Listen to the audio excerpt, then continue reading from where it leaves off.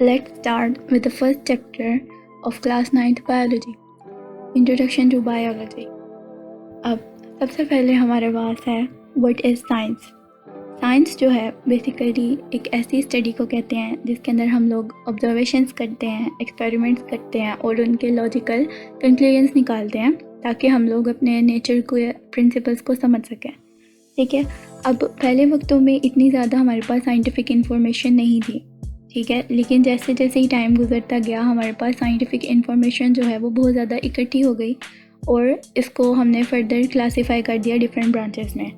अब देखें, अब जब हमारे पास एक बुक हो और बुक के ऊपर एक पूरे पेपर पे जस्ट लिखा हुआ हो without any headings, without any topics, without any bullets, तो हमें वो उस तरह से समझ नहीं आएगा, हमें मतलब कि समझने में मुश्किल हो जाएगी, मिक्सअप हो जाएगा। तो अपनी आसानी के लिए हम लोग उसको टॉपिक्स में डिवाइड कर लेते हैं, उसके पॉइंट्स बना लेते हैं, ठीक है, उनकी ब्रांचेस बना लेते हैं ताकि हमें पता हो कि हर एक का अपना अलग पोर्शन है और हम उसको समझ सकें। और यही चीज़ हमने साइंस में की। साइंस को समझने के लिए हमने उसको डिफरेंट ब्रांचेस में डिवाइड कर दिया, ठीक है, लेकिन जो पूरी साइंटिफिक इन्फॉर्मेशन होती है वो सिर्फ एक ही हेड के अंदर आती थी और उसका नाम हमने साइंस रखा था। ठीक है, अब जैसे जैसे टाइम गुजरता गया तो साइंटिफिक इन्फॉर्मेशन जो थी वो बहुत ज़्यादा होती गई, ठीक है, और बहुत ज़्यादा हमारे पास नॉलेज जो है वो इकट्ठा हो गया और हमने डिफरेंट ब्रांचेस बना ली जैसे कि बायोलॉजी, फिज़िक्स, केमिस्ट्री, मैथमेटिक्स। ठीक है, ये सारा क्या है, हमारे पास साइंस है। ठीक है, और डॉक्टर अब्दुल सलाम कहते हैं कि साइंटिफिक नॉलेज जो है is the common heritage of Mankind.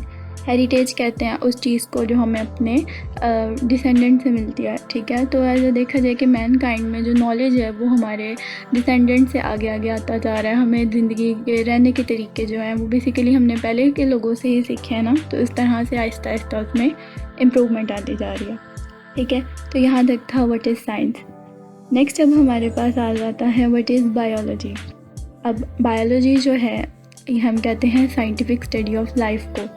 ठीक है, अब बायोलॉजी का जो वर्ड है वो 2 ग्रीक वर्ड से निकला है। ठीक है, ग्रीक ज़ुबान का नाम है।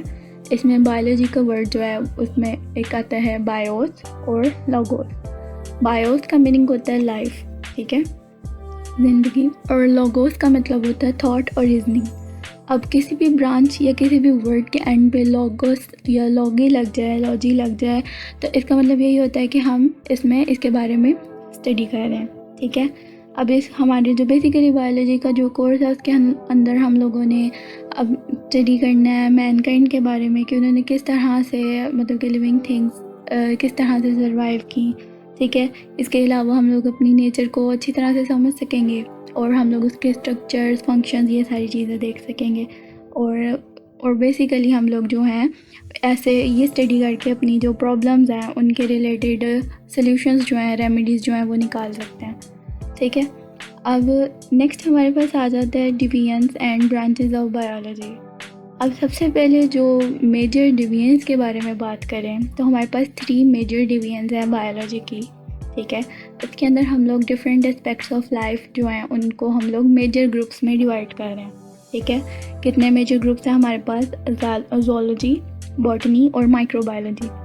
अब ज़ूलॉजी जो है, ज़ूलॉजी के अंदर वो सारी स्टडी और डिवीजन आ जाती है जिसमें हम लोग करते हैं एनिमल्स के बारे में। ठीक है, एनिमल्स के बारे में सारी स्टडी जो है वो ज़ूलॉजी के अंदर होती है और बॉटनी में सारी स्टडी होती है प्लांट्स के बारे में।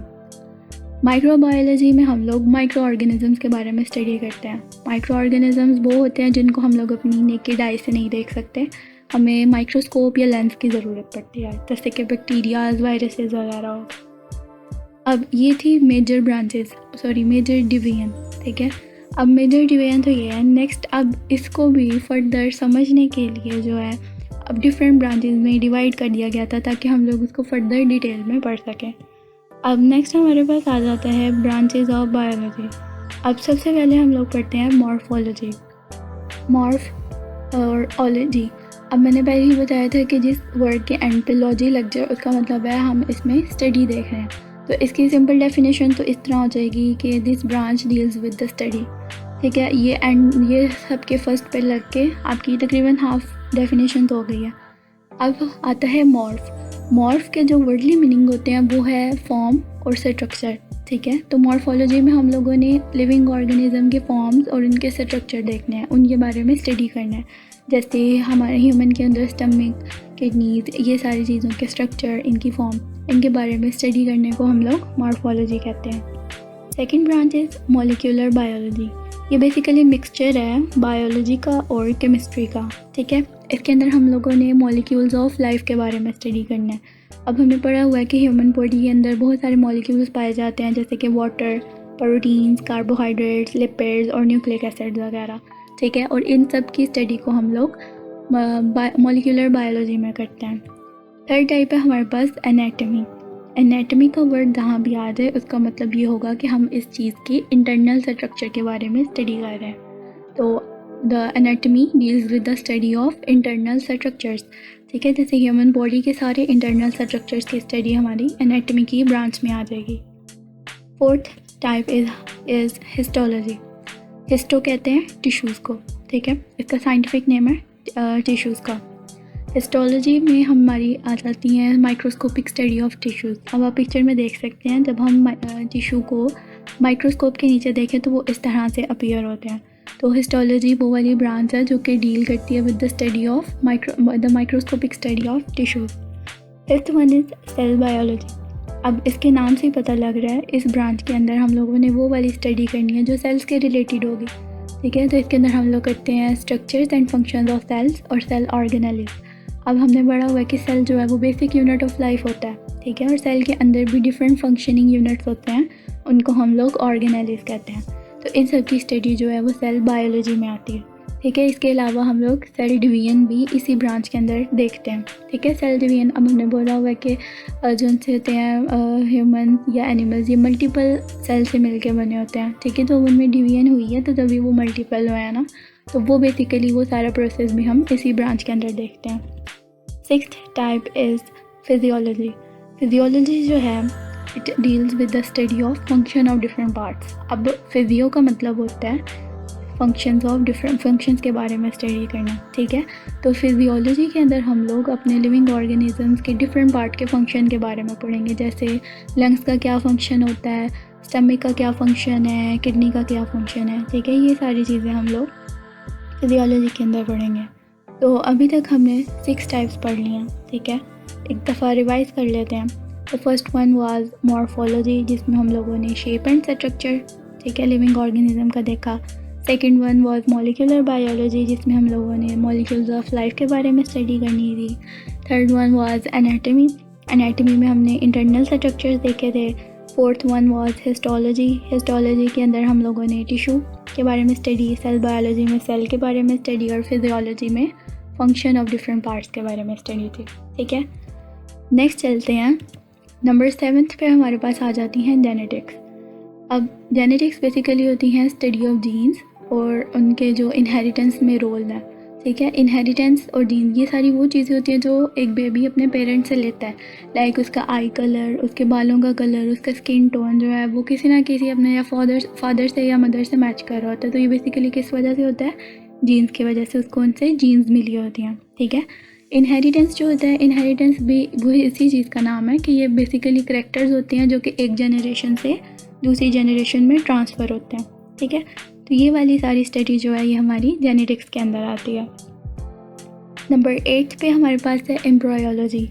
इसमें हम लोगों ने देखना होता है कि किस तरह से एक एम्ब्रायो जो है वो एक पूरे न्यू इंडिविजुअल में डेवलप कर जाए। ठीक है, तो this study deals with the development of embryo in new individual. 9th one is taxonomy. अब टेक्सोनॉमी में बेसिकली आ जाता है किसी ऑर्गेनिज्म को नेम देना या उसको डिफरेंट ग्रुप्स या सब ग्रुप्स में क्लासीफाई करना। अब देखें, अब एक चीज़ है उसके डिफरेंट नाम है, हर इलाके में उसके डिफरेंट नाम है, हर लैंग्वेज में डिफरेंट नाम है। जैसे अनियन, प्याज, उसके पंजाबी में डिफरेंट नाम है, इंग्लिश में डिफरेंट है, हर कंट्री में उसके अपने डिफरेंट होने हैं। ठीक है, लेकिन हर चीज़ को एक साइंटिफिक नेम दिया गया है जो कि पूरी दुनिया में एक ही है, लाइक ह्यूमंस का है होमो सेपियंस। ठीक है, इस तरह से क्या होता है कि हमें पता होता है कि इस चीज़ का साइंटिफिक नेम जो है वो एक ही है ताकि हमें उसको पढ़ने में आसानी हो। ठीक है, तो बेसिकली इस स्टडी को जिसमें हम एक जानवर को कोई नाम देते हैं या उसको ग्रुप में क्लासीफाई करते हैं तो उसको हम लोग कहते हैं टेक्सोनॉमी। नेक्स्ट हमारे पास 10th टाइप है पैलेंटोलॉजी। पैलेंटोलॉजी में बेसिकली हम लोग एक्सटिंक्ट ऑर्गेनिजम्स के फॉसिल्स के बारे में स्टडी करते हैं, ठीक है। अब हमने देखा है म्यूजियम्स वगैरह में डायनासोर्स की बोन्स, उनके फॉसिल्स जो हैं वो पड़े होते हैं, ठीक है। तो बेसिकली इन सब की स्टडी को हम लोग पैलेंटोलॉजी कहते हैं, ठीक है। फॉसिल्स वो चीज़ होती है जो कि किसी ऐसे ऑर्गेनिज्म के रिमेन्स, उसके बोन्स, उसके निशानात होते हैं जो कि अब एक्सटिंक्ट हो चुके हैं, इस दुनिया में नहीं पाए जाते। 11th branch is environmental biology. Environmental biology के वर्ड से पता लग रहा है कि ये वो ब्रांच है जिसके अंदर हम लोगों ने इन्वायरमेंट और ह्यूमन के बारे, ऑर्गेनिजम्स के बारे में आपस में इंट्रैक्शन देखना है, ठीक है। अब हमने देखा है कि जो सर्द इलाकों के जानदार होते हैं वो किसी और तरीके से रहते हैं, और जो ठंडे और जो गर्म इलाके के होते हैं वो किसी और तरीके से देखते हैं। तो बेसिकली हम जिस ब्रांच में इंट्रैक्शन जो है ऑर्गेनिजम्स और इन्वायरमेंट का जो स्टडी करते हैं उसको हम लोग इन्वायरमेंटल बायोलॉजी कहते हैं। और 12th branch is socio biology. Socio biology में हम लोगों ने एनिमल्स का बिहेवियर देखना है, सोशल बिहेवियर। लाइक अब दो तरह के एनिमल्स हैं, एक है मंकी और एक है लायन। अब जो मंकी है वो लायन के ग्रुप में, उनकी फैमिली में फ़िट नहीं हो सकता, उनका उसके साथ सोशल बिहेवियर और तरह का होगा बजाय जैसा कि वो अपने जैसों के साथ जैसे बिहेव कर रहा है, ठीक है। तो ये एक नेचुरल प्रोसेस है, हम लोग अपने जैसे लोगों के साथ, अपने जैसे जानदार के साथ ज़्यादा कंफर्टेबल होते हैं बजाय दूसरों के, ठीक है। और इस तरह से क्या बनती हैं सोसाइटीज़। तो ये सारा जो सोशल बिहेवियर है जिससे सोसाइटीज़ बनती हैं, ये सारी स्टडी जो है ये सोशो बायोलॉजी में आती हैं, ठीक है। अब हमने टोटल 12 पढ़ लिए हैं, हम लोग लास्ट 6 जो हैं वो दोबारा से रिवाइज़ कर लेते हैं। जेनेटिक्स हमने पढ़ी थी, उसके अंदर हम लोगों ने जीन्स और इनहेरिटेंस के बारे में देखा था। एम्ब्रायोलॉजी में हम लोगों ने डेवलपमेंट ऑफ एम्ब्रियो और न्यू इंडिविजुअल कैसे बनता है वो सारी देखी थी। और टेक्सोनॉमी में हमने कहा था कि इसको कहते हैं नेमिंग और क्लासिफिकेशन की स्टडी। पैलेंटोलॉजी में हम लोग फॉसिल्स के बारे में स्टडी करते हैं। इन्वायरमेंटल बायोलॉजी में हम लोग ऑर्गेनिजम्स और इन्वायरमेंट का आपस में इंट्रैक्शन के बारे में स्टडी करते हैं। और सोशल बायोलॉजी में हम लोग ऑर्गेनिजम्स का सोशल बिहेवियर देखते हैं। नेक्स्ट चलते हैं। Okay, the 13th branch is parasitology. अब हमें पैरासाइट्स के बारे में पता है कि ये एक ऐसे ऑर्गेनिजम्स होते हैं जो कि खुद ज़िंदा नहीं रह सकते, ठीक है। इनको किसी और की ज़रूरत होती है खाने के लिए, रहने के लिए, ठीक है, और बदले में वो उनको नुकसान भी पहुंचा सकते हैं। तो ऐसे ही जानदार, ऐसे पैरासाइट्स की स्टडी को हम लोग पैरासाइटोलॉजी कहते हैं। और जो सबसे कॉमन पैरासाइट्स पाया जाता है ना, वो अब लाइसेस हैं जो हमारे बालों में पाई जाती हैं, ठीक है। वो क्या करती हैं, हमारे बालों में रहती हैं, उनकी खुराक भी वहीं से होती है, ठीक है, लेकिन बदले में वो क्या करती है, हमें नुकसान पहुंचाती हैं। Number 14th branch is biotechnology. अब ये बेसिकली बायोलॉजी और टेक्नोलॉजी, ये दो वर्ड्स का कम्बिनेशन है, ठीक है। इसके अंदर हम लोग डिफरेंट तरह के एक्सपेरिमेंट्स करते हैं, डिफरेंट तरह के प्रैक्टिकल एप्लीकेशन देखते हैं लिविंग ऑर्गेनिजम्स के रिलेटेड, ताकि क्या हो सके, हमारी मैनकाइंड में इम्प्रूवमेंट आ सके, उनकी वेलफेयर हो सके, ठीक है। 15th type is immunology. Immunology है हमारी इम्यून सिस्टम की स्टडी। अब हमें पता है इम्यून सिस्टम क्या होता है। हमारे अंदर वाइट ब्लड सेल्स होते हैं जो कि बेसिकली क्या होते हैं, हमारी बॉडी के फौजी होते हैं। बाहर से जब कोई बैक्टीरिया आता है या कोई बीमारी आती है या माइक्रोब्स आते हैं तो उनकी सबसे पहले हमारे वाइट ब्लड्स के साथ लड़ाई होती है, लाइक जंग होती है, ठीक है। बेसिकली वो क्या है, हमारी बॉडी हमें प्रोटेक्ट कर रही है किसी बैक्टीरिया से। तो उनसे जब वो प्रोटेक्ट करती है, अगर तो बैक्टीरिया जो है अगर जीत जाता है तो उस कंडीशन में हमें बीमारी होती है, ठीक है। लेकिन अगर वो नहीं जीतता तो हम बीमार नहीं होते। तो बेसिकली इस ब्रांच के अंदर हम लोगों ने एनिमल्स की, ह्यूमन की इम्यून सिस्टम के बारे में स्टडी करनी होती है कि वो किस तरह अपनी बॉडी को जो है वो दूसरे माइक्रो ऑर्गेनिज्म से बचाते हैं, ठीक हो गया। And next one is entomology. Entomology को आप आंट्स से याद रख सकते हैं, इंसेक्ट्स, ठीक है। एंटोमोलॉजी कहते हैं स्टडी ऑफ इंसेक्ट्स को। और नंबर 17th इज़ फार्माकोलॉजी। अब हमने बहुत सारा सुना होगा कि फार्मासिस्ट से मेडिसिन ले लें या मतलब कि इस फार्मेसी से आपको मेडिसिन मिल जाएगी, ठीक है। तो बेसिकली क्या है, फार्माकोलॉजी इसी को कहते हैं, study of medicine, study of drugs, ठीक है।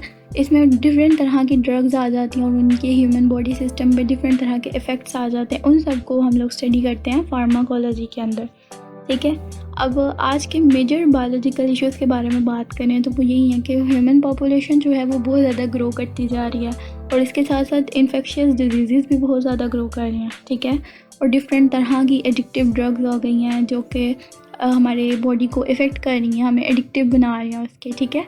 लाइक अब हम खुद ज़रा सी दर्द हो हम लोग पैनाडोल ले लेते हैं या इस तरह से पैरासीटामोल ले लेते हैं, तो ये सारी चीज़ें क्या बॉडी को अफेक्ट कर रही हैं, ठीक है। इसके अलावा पोल्यूशन भी एक मेजर बायोलॉजिकल इशू है, ठीक है।